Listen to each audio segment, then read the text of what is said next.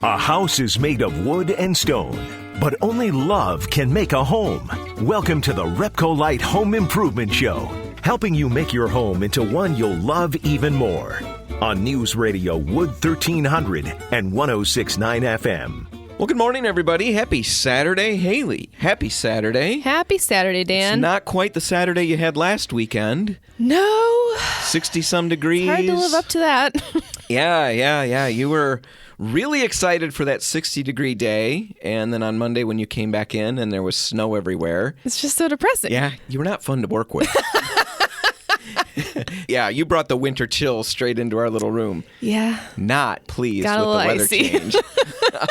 Anyway, we've got all kinds of stuff planned for the show today. We're going to be in the studio with Andy Yates from Andy Yates Design talking about color trends, or even bigger than that, design trends for 2022. Exactly. And basically what we can expect to see. We're going to get Andy's take on that. I don't know if you remember Andy from previous interviews. He is a lot of fun. And he's always incredibly well-spoken. Yes, very knowledgeable. Yeah, makes me feel way dumber after he's said stuff, because I'm never able to say it as cleanly as he does. Well, I'm looking forward to it. Yeah, that's going to be good. But before we get into what I want to talk about right first, I want to tell you about something that happened to me that was really eye-opening. Humbling is the wrong word. It was just, what do you call it? When it I don't know. What are you levels talking you and about? destroys you as a person. That's what happened to me. No, I had to bring my son Andrew to a physical. You know, he's going to play sports in the spring is the plan, and so he's got to get a physical and do all of that stuff. So we bring him there, and I'm very uncomfortable, about the whole process. Well, doctor's offices are not fun to begin with. with. A physical, I know what's involved. I had that once in my whole life. I went. Didn't you play baseball? What? No, I didn't, because of this. I didn't want to do the physical thing. And I had to go, and I found a doctor that I had no idea who he was. Yeah. I just didn't want to see this man ever again. And I went, he did his thing, the whole business, and I leave. And that following Sunday, I'm standing in church, and lo and behold, a new family sits right in front of me. It's my doctor from the other day. Gosh, that's hey, awesome. I remember you. That's awesome. Anyway, so that's my experience with physicals, and I didn't want to go back, and I didn't want to be a part of this one, but Andrew dragged me in, and I brought him. Anyway, so we get him in there, and they do all the initial stuff. They take his, check his eyes. They do all these things. They weigh him, and then they're going to measure him for height. Now, Andrew is the tall one of my family. Yes. And I know that that's a really relative term. Tall in my family. It's all relative. Right. Tall is not a thing we do. But Andrew is the tallest, and he is significantly taller than me. I mean, I don't know how many inches more, but I feel like a tiny little person I would guess when I'm around him. 2 or 3. Okay. 2 or 4? Okay. Maybe? 4 inches. I always thought 4. Yeah. Okay. All right. I'm a robust 5'7". A very good average, So a solid maybe average. he's 6 foot. Well, that's what I'm telling myself. Yeah. Until they measure him. And I am very eager. And the lady writes down, 5'7". Wait a minute. I said, do that again. Because he's 6 foot if he's an inch. And she said, he's 5'7". Oh my goodness, Haley. I don't know if I'm over 5 foot. I could not get my brain on anything else that whole day. No way, because I'm 5'6", 5'5". You're basically just 5'2". I don't know. None of us are. Either they're really wrong. No way. Okay. Well, that's what I'm going to tell He's myself. taller than me, and I know my height. Okay. Well, good. Because I have spent a week thinking that I'm about 5 foot if I'm lucky. I'm spending more time at the door of stores where they've got that height thing printed, like at the... You gotta go to an amusement park now? Could somebody just take a picture? Am I old enough or tall enough to ride? They've got that little stick that they measure you with. Oh, my goodness. Okay, I'm going to bank on that he's... I think they were wrong. Okay. Yeah. They're wrong. Let's move on to important things. We have got a giveaway. Can we say that now? We can say that now. Sure, yeah. We're going to have a giveaway. We're giving away a Bluetooth speaker, a nice one. Yeah, it's a JBL 5. I have one at home, and my husband is in the audiovisual world, and this is the one that he picked out for us. I really like it a lot, so it has a great recommendation. All right, so we're going to be giving that away at the end of the show. We'll have more info as we progress. But right now, let's drill into this whole Bluetooth thing. Yeah, like because this... Okay. Right? Do you get that? Yeah. I'm like whipping jokes out, and I'm not even realizing it. That was pretty smart. Strange references. Yeah, but where does this whole Bluetooth thing come from? You know, it's something we use on a regular basis. These speakers, earbuds, the mouse, the keyboard. You know, my phone connects to the truck via Bluetooth. Yeah, it's probably how some people are listening to the show right now. Exactly. We use it all the time, but do we ever think about where the name comes from? Even where the logo is really interesting. Yeah, you get really hung up on this logo because it's got those sharp edges. Yeah. And you mentioned like all of the other logos on our computer screens are always these like curvy logos, kind of cartoony looking, and this one's so sharp and it's a line strange. drawing. And I didn't know where it came from. Yeah. And honestly, once I found out where it came from, I am like really stoked because we're going to deliver some information in the next 3 minutes that's going to make you a hit at whatever parties you go to or whatever family events you attend this weekend. Because you have the inside scoop on Bluetooth. On Bluetooth. And this is a fun story, and you can take it to the bank because we researched this 6 ways from Sunday. We know we're right. Huh? Take it to the dentist. Or take it to the dentist, wherever you're going. So Bluetooth, where does it come from? Well, it turns out that this term actually goes all the way back to the years between 940 and 986 in Denmark. See, there was a king back then, King Harald I. He was son of Gorm the Old, which I think is a great name. The Old? Yeah, Gorm the Old. I wonder when you become Gorm the Old. Exactly. Was he Gorm born that way? Right. He was married to Thyra. She was probably equally old. But the bigger point is that King Harald was well known for a number of different things, but most notably, he was ultimately the one who united all of Scandinavia under one ruler. That's really cool. And he was the one who converted the Danes to Christianity. I mean, he did a lot. Couple of really big things. So lots of stuff that we could talk about, but really we're going to move past those accomplishments and talk about his nickname. Because that's the important stuff. Yes, he had a nickname. It was Blatten in Old Norse. I have no idea how you speak in Old Norse. Yeah. Or Blatand in Danish. Likewise, I'm not really sure on the Danish. But in English, I know that one, it meant Bluetooth.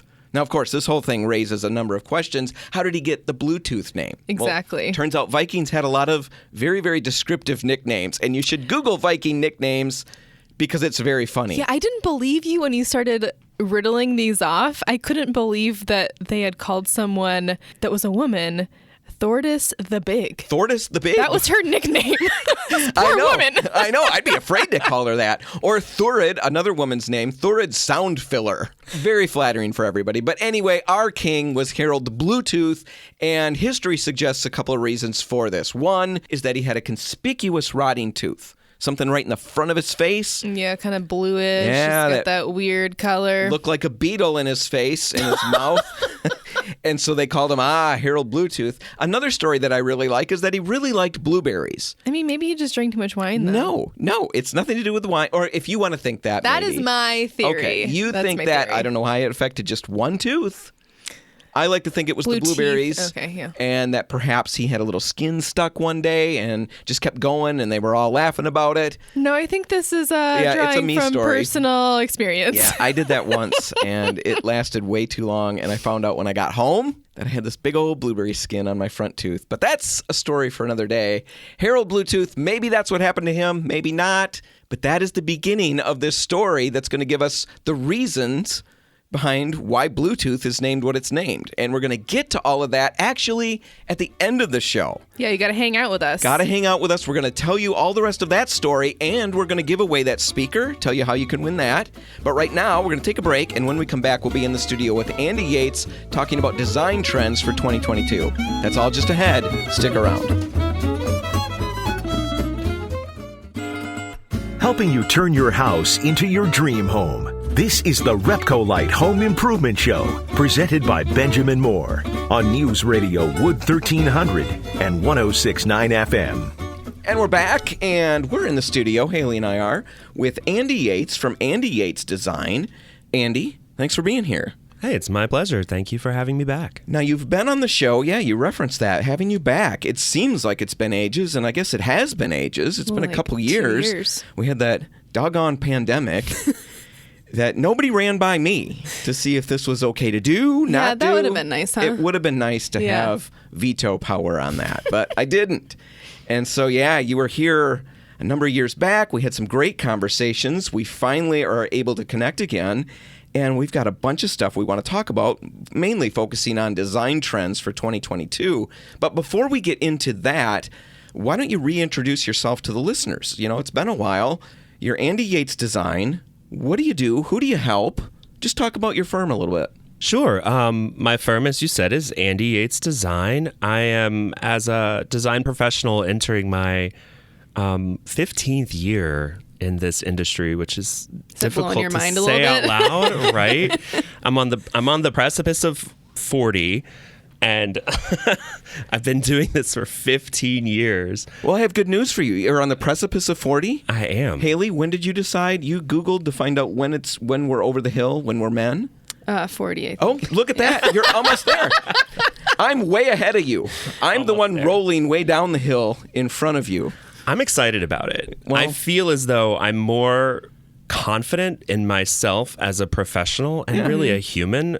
I feel like age brings with it wisdom, which is so valuable to me because I'm very intellectually driven in my design pursuits and in my personal pursuits. So as I age and make more mistakes and learn from them, I feel as though I'm making a lot less mistakes and I'm doing so much better for my clients who are commercial clients, commercial showrooms, businesses, hospitality interiors.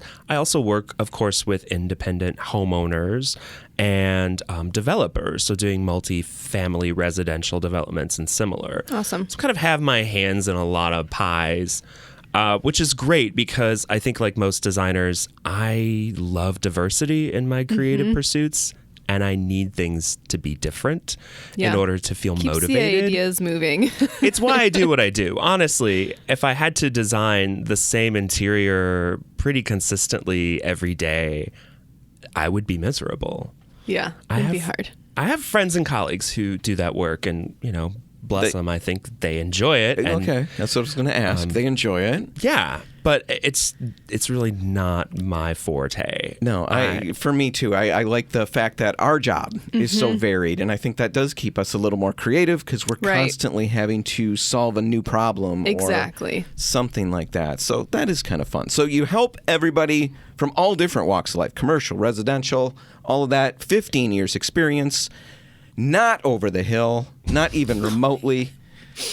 I can say that from, because I'm standing here way over the hill. Exactly. All right. What we wanted to get to on this particular segment are interior design trends for 2022. And I know a lot of these conversations in the design world start way back in, last year. October sometimes some places are starting. And we're looking ahead, what's going to happen. Correct. Into the crystal ball. Andy, what's your crystal ball saying? I know we're a little bit later, but I think this is still good timing. You agree? In fact, do. The reason I say it's good timing is because you already told me that it was good timing. I did. It's an excellent time of year as we begin to thaw in the spring and everyone is coming out of the chaotic holiday season and out of winter madness, if you will. We've all finished hibernating and we decide we want to engage with the exterior world a little more, but also start to plan for, I think, the spring, the summer, just really a rejuvenation of life. And that's when we see a significant increase in the requests for design services. Yeah, that makes sense. So I have a lot more inquiries starting after the holidays. I think the kids get back in school, things slow down again. And what we're seeing for 2022 is really a continuation of what we've seen since the pandemic. So 2020, everyone was forced to retreat to their homes, and there hasn't really been a major shift back to what we call quote unquote normal living since. So homes are still the multifunctional, hardworking spaces that they need to be. They're schools, they're gyms, they're where we live, Offices. work, Yeah. eat. play, fight. Yeah, and a lot of entertainment, and a lot of our entertainment venues and spaces have shut down. So many people are still uncomfortable being in large crowds or in public. So the retreat into our residences has really spurred what's been happening in design trends for the last 2 years. So how does that play out? What does that literally mean? Quite literally, it means that from a construction, design, and architecture standpoint, we're seeing homes that are more segregated. We're seeing a return to walls and doors, partitioned spaces, so that people can have privacy and independence within the home. And instead of having open plan, large kind of cavernous spaces that need to serve multiple purposes, we're going back to more singular or two-purpose rooms within a home. So are we talking, let's say I've got an open floor plan. Are you talking about new construction is going in that direction? I'm sure that's part of it, yes. What about people who have an open floor plan now? Is that where you're talking about partitions? We're literally doing that? Or are we just living with what we've got? I think it's probably 50-50, Dan. I see many clients who live in homes that have a large amount of volume. We're talking those soaring 2-story great rooms that combine the kitchen, the breakfast room, the dining room, the family room. There was a large trend for decades toward that, and I still see builders building it. However, what we see, if that's your current residence, are people trying to carve up those spaces a little bit, not necessarily with actual construction. Sure, but defining them. Defining them in a way that makes them feel more separate, maybe moving the TV out of the great room and into the den, where I personally believe it belongs. All right. Never above a fireplace, ever. But creating a space for entertainment that's separate from where people need quiet, concentrated work, homework rooms, carving out, finished rooms over garages, maybe even finishing attics. So there is an element of construction in some of this. Otherwise, it's trying to find clever ways to utilize that open plan to make it feel, as I said, is the kind of buzzword for 2022 design that we're carrying over. It's cozy, comfortable, intimate. People want their home to feel not only reflective of their specific experience, but also layered and warm and intimate. All right. That is all interesting. I never liked open floor plans. Concepts, all of that. I like little spaces. So when I'm at home, you'll find me sitting in little tiny rooms. Where's Dad? Who knows? In a little tiny space somewhere, because that's where I feel comfortable. I like tucked away. I'm sure there are psychological problems associated with that. No, I think it's very look at natural. So we did, as ancient humans, live in caves. Before we could create our own shelter, natural caves and cliffs, and that was our shelter. Right. I am like primal man. Yeah. So it makes sense to sort of reflexively enjoy those kind of dark, cozy, intimate spaces. They feel safe. It does. Yes. So it's not strange that I spend so much time laying on the floor behind the couch. That's normal. Normal. Anyway, we're going to have to take a break. I want to get to color trends. We just talked about all of those trends that you're seeing with the spaces and what we're looking for. I want to see how that plays out in color. But, Andy, we don't have time right now. Can you wait with us over the break? Sure. All right. We will be back in the studio with Andy Yates from Andy Yates Design in just a minute to talk about color trends for 2022. That's just ahead. Stick around.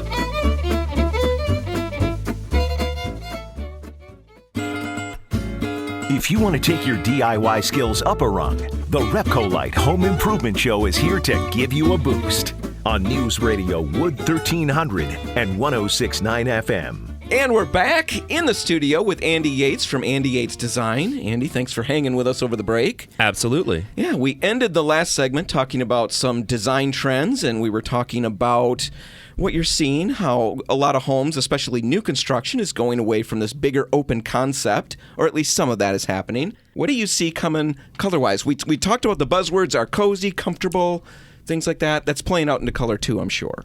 Right. So from an aesthetic perspective, what we're seeing in 2022, which bleeds into both color and style, is a return to an organic, biophilic, very natural inspired palette. A biophilic.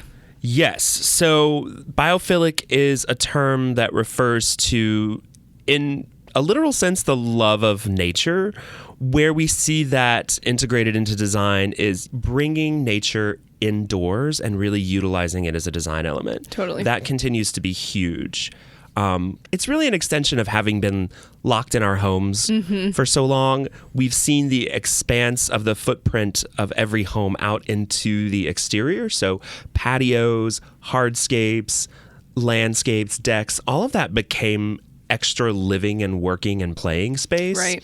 So we've really seen a meld of a natural, earthy aesthetic and an interior come in with colors and also details. So a lot of organic shapes in furniture, really cozy, comfy textures, natural materials. Animal hides are making a huge comeback, and they've been on an upward trajectory for a while. Now we see... What kind of animal hides? Like cow hides? Leather. Okay. And real leather. It trended toward faux for a very long time. Now what we're seeing is a return to real hides. Good. There's Possum? nothing better than like a really soft, supple leather. Like it's Right. just so luxurious. Yes. Is possum big?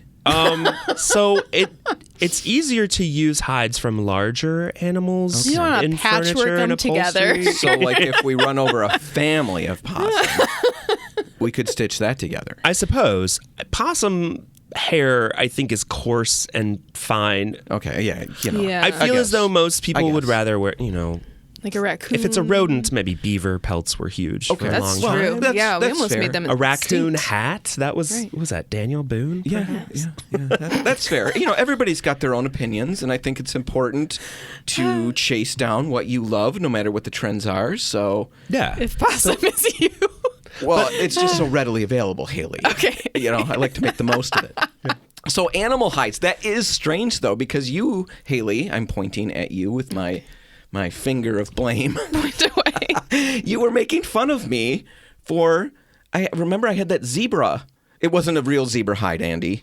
It was just a faux one, but it was on that wallpaper design, and you thought that was ridiculous. Yeah. Okay, I'm well, still right there. clearly it wasn't possum, so it's better than that. So we're seeing that. What about colors? You mentioned the natural tone, so I'm assuming greens. Benjamin Moore's color of the year is a greenish. Yeah, October Mist. Yes, that is correct. A lot of the colors that were forecasted to be colors of the year for 2022 come from that very natural palette. There are a few greens, one being October Mist.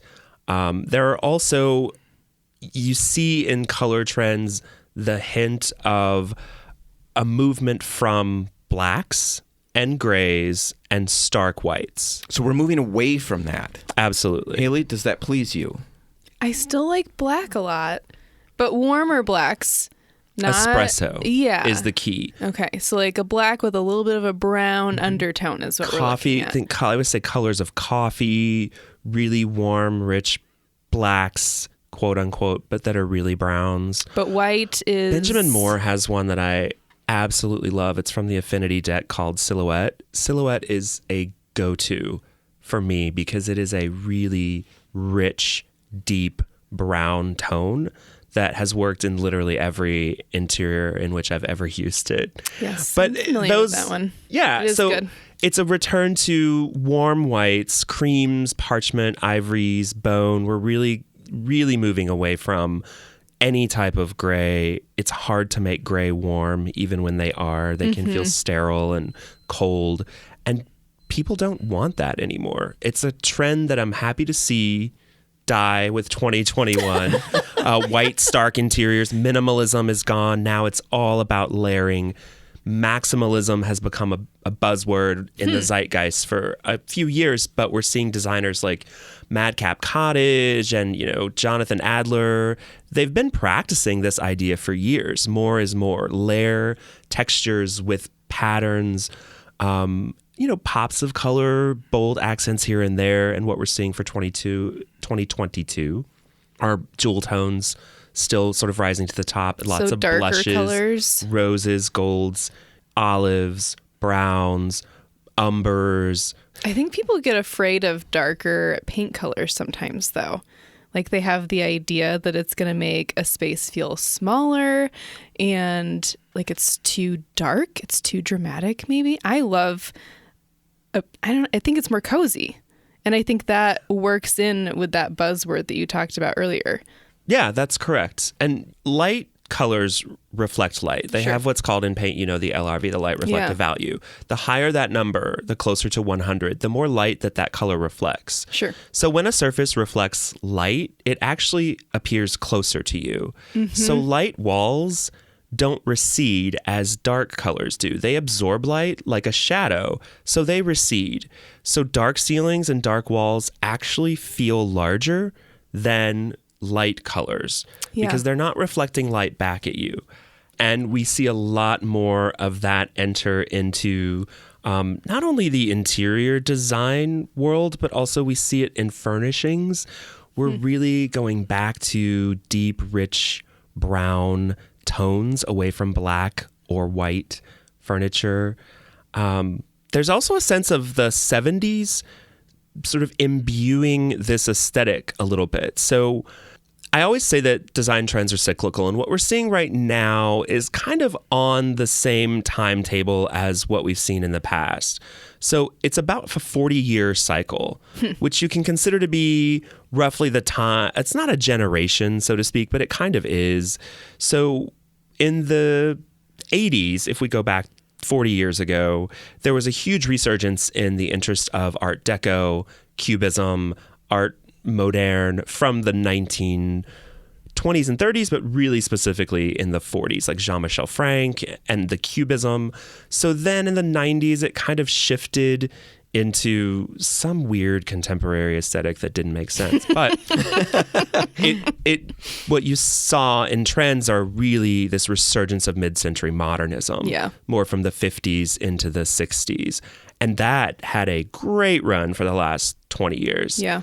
Now what we see, especially driven by the, I would say, younger millennial into a Gen Z buyer, is a huge influence of the 70s, except not orange shag with brown walls and like bright green upholstery. But so like that's not edges. cool. It's not, I mean, it's cool if you like it. I'm a proponent of if you love it and can live with it, then it's perfect for you. Yeah. I mean, trends are complete BS. We all know that. I'm telling you what trend forecasters have said is popular, quote unquote, all air quotes, 2022. So in my research, I read several top 10 and 15 lists for 2022 when they came out right in January. They all were reiterating the same concepts. And when I tell you the large takeaways, cozy, comfy, textures, neutrals, warm tones, biophilic design, curvy shapes, organic shapes, a return to traditional details in both like furniture and architecture. That's where designers are headed and architects. But I tell you, they tend to lead those trends because we become very bored with aesthetics rather quickly. So when something becomes really extremely popular and kind of trickles down to the mainstream, you see a lot of influential designers, architects, whoever they are, shifting gears just to do something different, to be interesting and original. And I love that as a designer. But also, if you like it and you can live with it, it's your home. It's your investment. That's what I'm there to distill for you. I think it's important to try to aggregate what you love and have a professional then help you edit, right? We always say it's so much more difficult to create than edit. So you can create by throwing everything at the wall, everything you love in a folder or a lookbook or a Pinterest board or saving it on Houzz. Mm-hmm. I often come to clients who have that massive portfolio of interest and then decision paralysis because it's so difficult to edit that down into a cohesive aesthetic in a home. And I think if we are struggling, and we do, it's everything you said is so true. We collect all these images of things we like, and we see that at the paint racks all the time. People will look at the thousands of colors when they're coming in cold, for example. In that instance, they're paralyzed. How do you even begin? That's where it's so important. If you are stuck and you are jumping into a big project and you want some help, to seek out an interior designer, somebody who can walk you through some of these things. Andy, if our listeners want to get in touch with you, how do they best do that? How do they best find out about what you do, see some of your work? I'm sure it's a website. I just don't know what it is. Otherwise, I would have said it. It's a challenge to remember. It's AndyYatesDesign.com on the internet. Also on Instagram and Twitter at Andy Yates Design. And if anyone wants to reach out to me through any of those platforms, I'm happy to help. All right. We'll put links in the show notes. Andy Yates, thanks for hanging with us today. Thank you, Dan. Thank you, Haley. It's been great. Now, all right, we're going to take a break, and when we come back, we're going to get back to our Harald Bluetooth story, tell you the origins of the name, the origins of the logo, and more importantly, how you can win a really nice Bluetooth speaker from the RepcoLite Home Improvement Show. That's all just ahead. Stick around.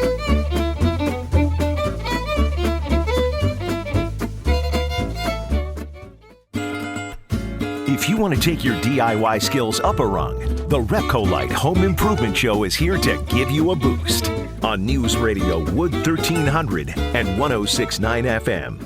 And we're back. And Haley, let's get back to our topic that we started at the beginning of the show. We started talking about Bluetooth. Yeah, we've made you all hang out with us and listen to the 2022 design trends, and that was a treat, full honestly. Circle. Listening to Andy talk about stuff is always entertaining.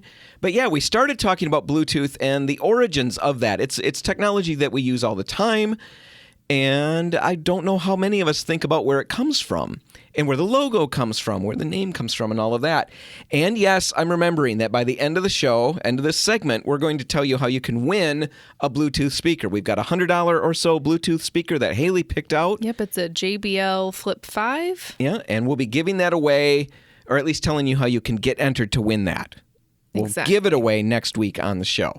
Now, all right, let's get back to Bluetooth, where it came from. We went through the first part, which was the old history. And just to recap, for those who didn't hear that, it actually goes back to a Danish king from the 940s-ish time period. It's a very old story. King Harald Bluetooth. We're not exactly sure why he was named Bluetooth. They think maybe he had a rotting tooth. Or he ate too many blueberries. Or Who had knows? a skin stuck on his tooth like Dan. Yeah, maybe he had blueberry skin stuck on his tooth for a long time at a big party, and everybody laughed about it for a long time. Didn't tell him until he was home. Word got around, and yeah, everybody was embarrassed, and now he's Harald Bluetooth.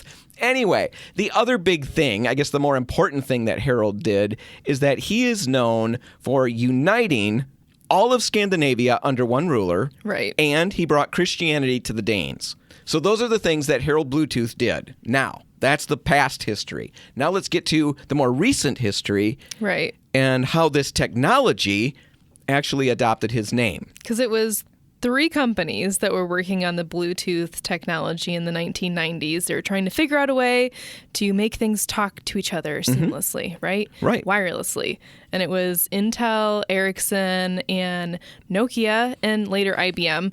But they were working to develop this wireless technology, and they needed to come up with names for it. Right. They had working names, but none of them were any good. They had names like Business RF or MC Links.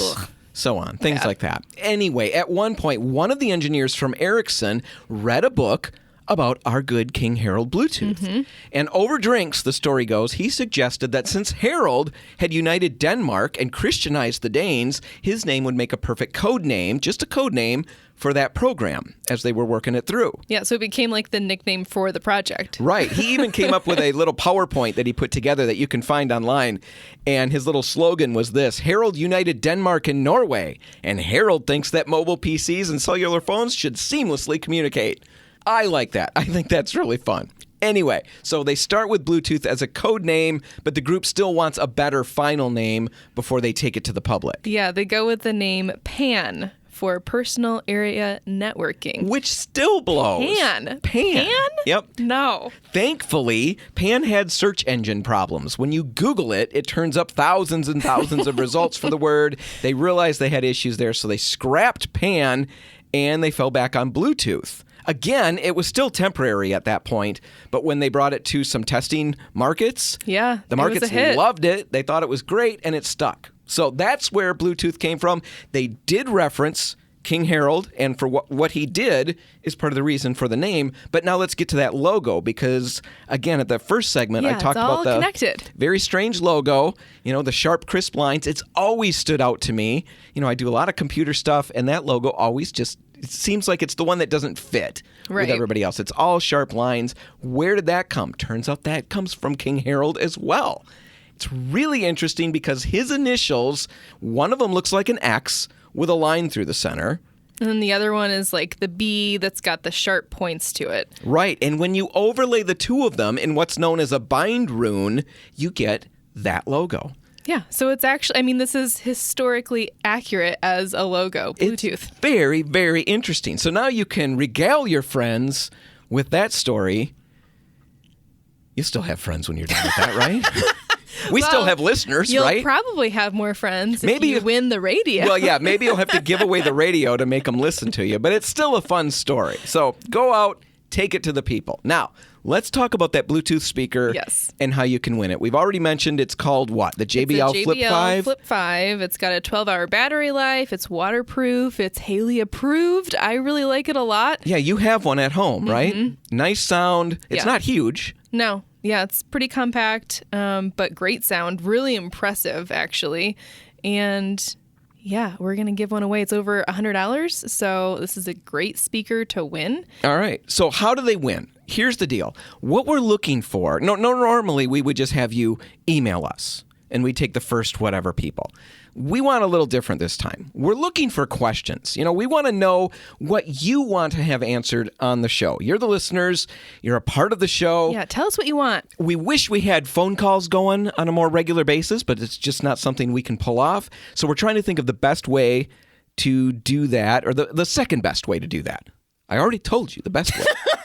It's just we don't know how to do that. Actually do it. Right. So we're looking for questions. And so you can email your questions to radio@repcolite.com and just send that in. You've got from now until Friday next week. Right, because we're announcing the winner next week's show. Right. So Friday the 18th, you can send your questions to radio@repcolite.com. Or you can go to RepcoLite's Facebook page and you'll find a post right at the top that mentions this contest and the prize, and you can post your question there, right there in the comments. Or, and this is really cool, you could click a link on our Facebook post. Or on our homepage at RepcoLite.com. Right on the banner, we'll have a link that explains all of this. Click that link.